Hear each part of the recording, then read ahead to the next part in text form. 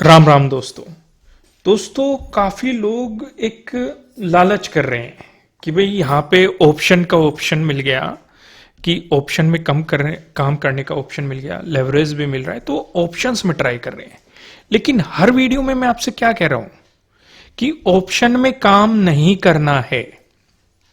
आप मतलब इतना लालच क्यों कर रहे हो कि भाई आपको प्रीमियम सस्ता मिल जाएगा। यहां पे डीके भी तो है। जब आपको फ्यूचर ट्रेड करने के लिए मिल रहा है, वो भी लेवरेज के साथ मिल रहा है, तो क्यों ना फ्यूचर में ट्रेड करके पहले कुछ अपना कैपिटल को इंक्रीज कर लो। सीधे एकदम से कि भाई ऑप्शन में घुसने की ट्राई मत करो कि वहां पे और सस्ता मिल जाएगा। देखो, सस्ते और ज्यादा मोमेंटम पकड़ने के चक्कर में ही सबसे बड़े लॉस होते हैं। ध्यान से सुनो मेरी लाइन। किसी भी चीज को सस्ता पकड़ने के लिए और ज्यादा मोमेंटम करने के चक्कर में, चाहे वो किसी भी डायरेक्शन में हो, इसी वजह से लॉस का जन्म होता है, क्योंकि इसी मोमेंटम या इसी सस्तेपन को लेके आपके मन में लालच जन्म लेता है। तो इसलिए चलो, इंडियन मार्केट में तो हम फ्यूचर में काफी लोग इसलिए काम नहीं कर पाते कि भाई ज्यादा कैपिटल की रिक्वायरमेंट होती है, इसलिए वे ऑप्शन ट्राई करते हैं। और यहां पे भी आके अगर आप ऑप्शन ट्राई कर रहे हो, और जबकि चलो मैं आपको एक चीज दिखाता हूं, ऑप्शन में एक्सपायरी की अगर आप बात करोगे, अगर मैं ऑप्शन पे क्लिक करता हूं, 6 मार्च की है, 7 मार्च की है, 8 मार्च की है। अगर मार्केट आपकी अपोजिट डायरेक्शन में हो गया, यहां पे easily market 1000-2000 point easily move कर जाता है, तो सोचो आपकी हालत क्या होगी। कैपिटल उड़ जाएगा आपका। ऊपर से आपने अगर लेवरेज ले रखा होगा तब आपका कैपिटल उड़ जाएगा। तो इतना लालच क्यों कर रहे हो? सोचो भाई, जब आपको, चलो मैं ये नहीं कहता कि आप ऑप्शन ना करो, करना चाहते हो कर लो, लेकिन पहले थोड़ा सा एक्सपीरियंस तो ले लो।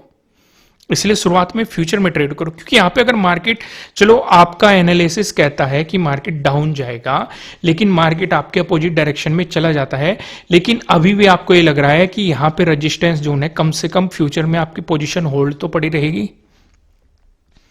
अगर आपका स्टॉप लॉस यहां पे है, अगर इससे ऊपर निकल गया तो आपको स्टॉप लॉस के अकॉर्डिंग निकलना पड़ेगा। लेकिन अगर मार्केट यहीं कहीं से मूव कर गया तो कम से कम आपकी पोजीशन तो होल्ड में रहेगी। समझ पा रहे हो कि नहीं मैं क्या कहना चाह रहा हूं? तो चलो इन सब बातों को छोड़ो, अब मैं आपके साथ एक सिंपल सा डिस्कशन करता हूं कि अगर आपके लिए मैं कुछ चीजें यहां पे ऑफर लेके आया हूं कि यहां पे आपको ब्रोकरेज चार्जेस काफी पे करने पड़ते हैं, लेकिन अगर आप मेरे लिंक के थ्रू अकाउंट ओपन करेंगे और आप फ्यूचर करना चाहते हैं, तो मैं आपको 2 ऑफर दे रहा हूं। पहला ऑफर जो रहेगा, मेरे लिंक के थ्रू अकाउंट ओपन करने से आपका 10% ऑफ हो जाएगा आपके पूरे ब्रोकरेज पर अगले 2 महीने के लिए। दूसरा जो आपको ऑप्शन मिल रहा है, आपको एक स्कैल्पर ऑप्शन मिलेगा। यहां पे आप देख सकते हैं स्कैल्पर ऑप्शन ये वाला रहेगा।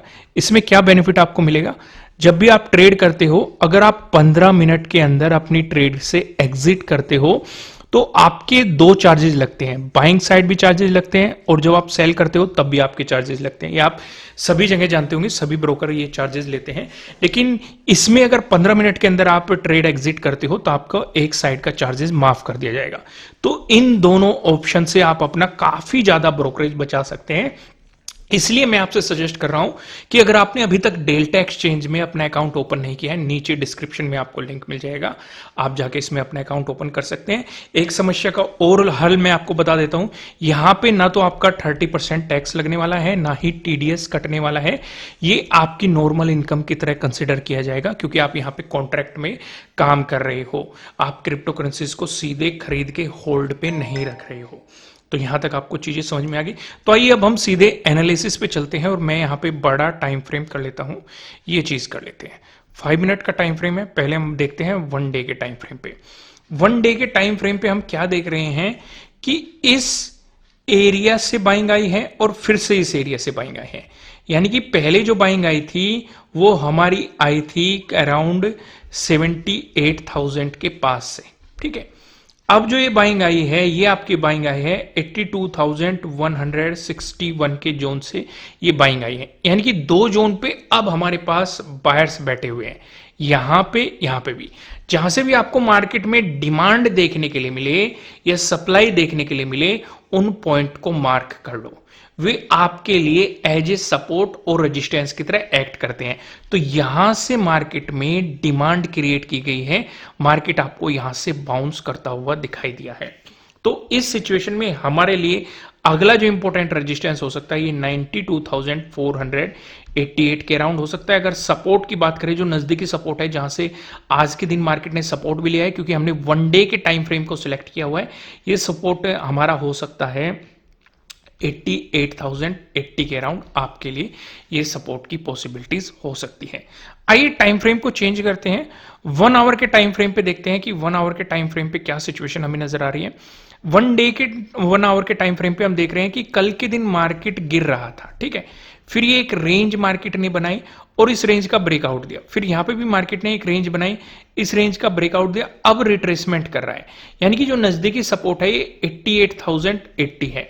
अगर इसका ब्रेकडाउन मिलता है फिर हमारे लिए सपोर्ट की पॉसिबिलिटीज हो सकती है 86,191 के अराउंड। अगर इसका भी ब्रेकडाउन मिलता है फिर सपोर्ट की पॉसिबिलिटीज हो सकती है 84,622। दोस्तों ये आपके लिए किसी भी तरह का ना तो कोई बाय रिकमेंडेशन है ना ही कोई सेलिंग रिकमेंडेशन है, ये जस्ट एजुकेशनल पर्पज से बनाई गई एनालिसिस वीडियो है। इन्वेस्ट करने से पहले आपको अपनी रिसर्च करनी है और साथ ही साथ अपने आपको इन्वेस्टर की सलाह भी लेनी है, क्योंकि लॉस भी आपका होने वाला है, प्रॉफिट भी आपका होने वाला है, इसलिए लॉस की जिम्मेदारी भी आपको अपने आप लेनी है। प्रॉपर तरीके से स्टॉप लॉस के साथ काम करो, वो बेहतर तरीका रहते हैं। कुछ एग्रेसिव प्लान मत करो जब तक कि आपको एक्सपीरियंस ना हो जाए। आइए, अगर मार्केट यहां से बाउंस करता है तो आपके लिए नजदीकी जो रेजिस्टेंस हो सकता है ये 91,000 के अराउंड दिखाई दे रहा है, क्योंकि मार्केट ने, आप देखेंगे जब गिरा था मार्केट यहीं पे रेजिस्टेंस की तरह एक्ट किया था रिवर्स आके, और अभी भी मार्केट यहीं पे स्विंग बना के आपको रेजिस्टेंस की तरह एक्ट कर रहा है। उससे पीछे जाएंगे तो इसी एरिया पे मार्केट ने सपोर्ट लेके बाउंस भी मारा था। अगर मार्केट इसका ब्रेकआउट देता है तो आपके लिए अगला रेजिस्टेंस 92,488 के अराउंड आपके लिए यहां पे अगले रेजिस्टेंस की पॉसिबिलिटीज हो सकती है। अगर आपको इसका भी ब्रेकआउट मिलता है फिर आपके लिए अगला रेजिस्टेंस इस एरिया में बन सकता है जो कि है 94,000 के अराउंड। चलो, ये तो एक हल्का सा ओवरव्यू हो गया, एक डिस्कशन हो गया आप लोगों के लिए। एक बार 15 मिनट के टाइम फ्रेम पे भी मैं आपको दिखा देता हूं। 15 मिनट के टाइम फ्रेम पे भी मार्केट के लिए यही सपोर्ट जोन है, इसका ब्रेकडाउन मिल गया फिर इस एरिया पे आने की मार्केट ट्राई करेगा। आइए एक बार इथेरियम को भी देख लेते हैं। सिंपल सा तरीका है, बहुत सिंपल इंटरफेस है, यहीं से आप बाइंग सेलिंग कर सकते हैं। सिर्फ इतना ही नहीं, यहां से आप अपने लेवरेज को भी सिलेक्ट कर सकते हैं कि आपको 150x या 200x या 50x के साथ काम करना है। मैं आपको सजेशन दूंगा, ध्यान से समझना मेरा। अगर आप बिगनर है तो 10x या 25x का इस्तेमाल करो, ज्यादा लालच में मत पड़ना। इसका भी इस्तेमाल करो, साथ के साथ अगर मेरे लिंक के थ्रू अकाउंट ओपन कर रहे हो तो आपका ब्रोकरेज भी बच रहा है। 10% आपके ओवरऑल ब्रोकरेज पर छूट मिल रही है 2 महीने के लिए, और साथ के साथ आपको स्कैल्पर ऑफर भी मिल रहा है जिसमें 15 मिनट के अंदर अगर आप ट्रेड एग्जिट करेंगे तो आपका एक साइडेड का ब्रोकरेज माफ कर दिया जाएगा। कम लेवरेज के साथ काम करो, यहां पे आपको कम ब्रोकरेज देना पड़ेगा, और लिंक के थ्रू अकाउंट ओपन करोगे तो 10% वहां छूट मिलेगी और 15 मिनट का भी आपको वहां पे ऑफर मिल जाएगा। इसलिए शुरुआत में ब्रोकरेज बचाओ, नॉलेज गेन करो, अपनी स्किल को पॉलिश करो। एकदम से ये मत सोचो कि आपको अच्छा खासा लेवरेज मिल रहा है तो फुल आप लेवरेज के साथ काम करना कर दो और अपनी कैपिटल को गायब कर दो। नहीं, पहला पर्पज है कैपिटल को सुरक्षित रखना और साथ के साथ कम लेवरेज के साथ काम करना, अपनी स्किल्स बढ़ाना, अपनी नॉलेज बढ़ाना, वो आपका पहला पर्पज होना चाहिए। आइए अब इथेरियम को भी देख लेते हैं। इथेरियम पे हम क्लिक करते हैं, इथेरियम पे हमें क्या सिचुएशन दिखाई दे रही है। अगर सिंपल सा डिस्कशन करेंगे, 15 मिनट के टाइम फ्रेम पे देखें तो मार्केट अभी एक डाउन ट्रेंड में दिखाई दे रहा है, और इस जोन के ब्रेकडाउन के बाद यानी कि 2160 के ब्रेकडाउन के बाद मार्केट और भी डाउन ट्रेंड में जा सकता है। फिर इंपॉर्टेंट सपोर्ट की पॉसिबिलिटीज इस एरिया में हो सकती है 2100। इसका भी अगर ब्रेकडाउन मिलता है फिर आपके लिए इंपॉर्टेंट सपोर्ट इस जोन में आप देखेंगे 2020 हो गया। इसका भी आपको ब्रेकडाउन मिलता है तो आपके लिए इस एरिया में यानी कि 2000 के अराउंड इंपॉर्टेंट सपोर्ट की पॉसिबिलिटीज हो सकती हैं। लेकिन अगर मार्केट यहां से सपोर्ट लेके बाउंस करता है तो आप ध्यान देंगे कि यहां पे काइंड ऑफ एक चैनल भी मार्केट बनाने की कोशिश कर रहा है। अगर इसका ब्रेकआउट दे देता है तो आप यहां पे देखेंगे 2200 का ब्रेकआउट होने दो। तो उस सिचुएशन में जो आपके लिए अगला इंपॉर्टेंट रेजिस्टेंस बनता है 2260 आपके लिए अगला इंपॉर्टेंट रेजिस्टेंस बन सकता है। यहां तक सिचुएशन समझ में आई कि नहीं आई? क्लियर हो गया ना? कोई भी कंफ्यूजन है ना? लास्ट में मैं आपको फिर से बता देता हूं, एनालिसिस वीडियो में आपको प्रोवाइड करा ही रहा हूं, मार्केट आप यहां से सीख सकते हैं। अगर आप फ्यूचर एंड ऑप्शन में काम करना चाहते हैं, ऑप्शन का मैं आपको सलाह दूंगा अभी मत करना, लालच में बिल्कुल भी मत पड़ना, खासकर लेवरेज के साथ ऑप्शन का इस्तेमाल मत करना, क्योंकि शुरुआत में अगर आपको लेवरेज मिल रहा है तो फ्यूचर में ट्राई करो। अगर आप करना भी चाहते हैं ना, तो आपका यहां पे 30% टैक्स लगने वाला है, ना ही आपका टीडीएस लगने वाला है। मेरे लिंक के थ्रू अकाउंट ओपन करोगे तो 10% ऑफ मिलेगा आपके ब्रोकरेज चार्जेस पर, वो भी अगले 2 महीने के लिए। दूसरा, आपको स्कैल्पर ऑफर मिल रहा है, यानी कि 15 मिनट के अंदर अगर आप ट्रेड एग्जिट करते हो तो आपके यहां पे वन साइडेड चार्जेस नहीं लगेंगे। नीचे डिस्क्रिप्शन में लिंक है, डेल्टा एक्सचेंज का आपको लिंक मिल जाएगा, वहां से जाके आप अपना अकाउंट क्रिएट कर सकते हैं। तो फिलहाल इस वीडियो में इतना ही, फिर मिलते हैं किसी नेक्स्ट वीडियो में, तब तक के लिए राम राम।